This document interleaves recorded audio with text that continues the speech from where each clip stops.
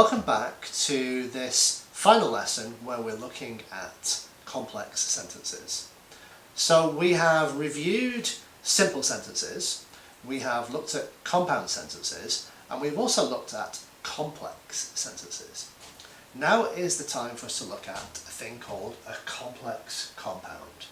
Okay.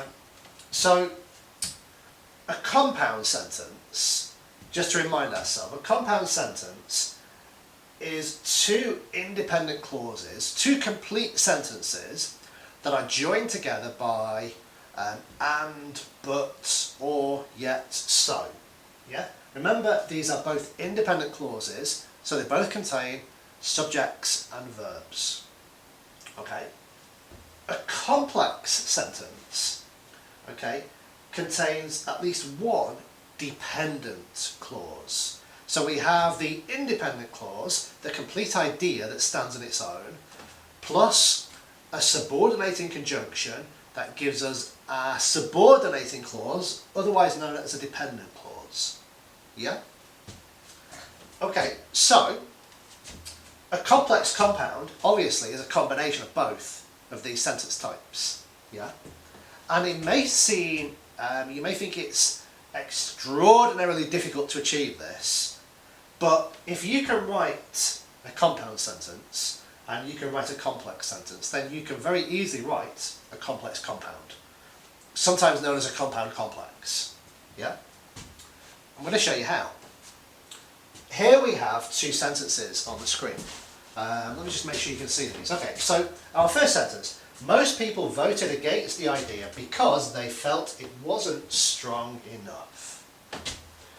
Okay, so this sentence is a complex sentence. Most people voted against the idea. Put a full stop there. Okay, here's our subject. Here's our verb.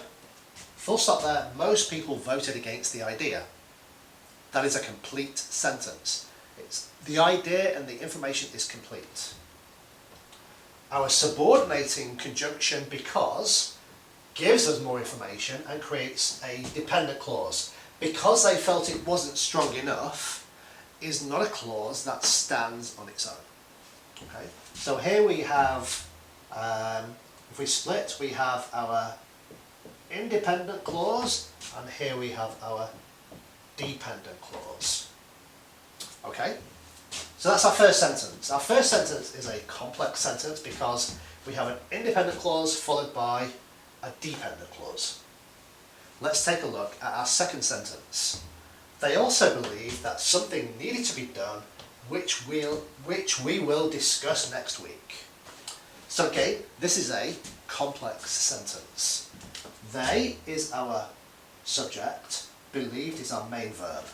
They also believe that something needed to be done. I could exchange this comma for a full stop. They also believe that something needed to be done is a complete idea, which we will discuss next week, okay, is a subordinating conjunction because which we will discuss next week is not a complete idea. It requires more information.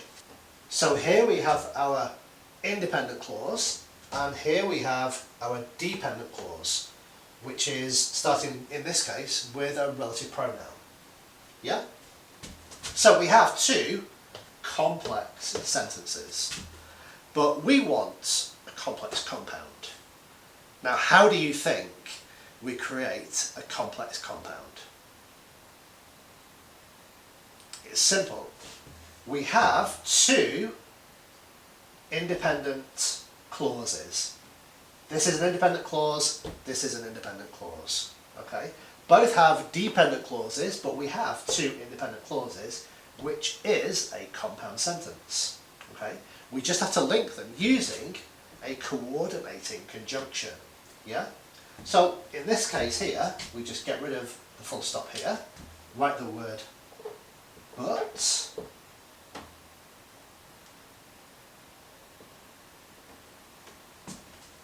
okay, and we link two complex sentences together with a coordinating conjunction to create a complex compound. So this sentence now reads, most people voted against the idea because they felt that it wasn't strong enough, but they also believed that something needed to be done, which we will discuss next week. This is a complex compound sentence. Yeah? So if you can master writing complex sentences, and you can also master writing compound sentences, writing a complex compound is not much harder, not more difficult. All you have to do is connect your two complex sentences with a coordinating conjunction and you get a complex compound. Yeah? If you can do this in your task 1, if you can do this in your task 2, this is the way that you're going to get 8s, 8.5, perhaps even 9 for your writing. Yeah? But definitely, okay, you have to do this to get at least 7. Okay? If you want 7, you have to be able to write these kind of sentences. Yep. So, remember, complex sentences are a must for your IELTS.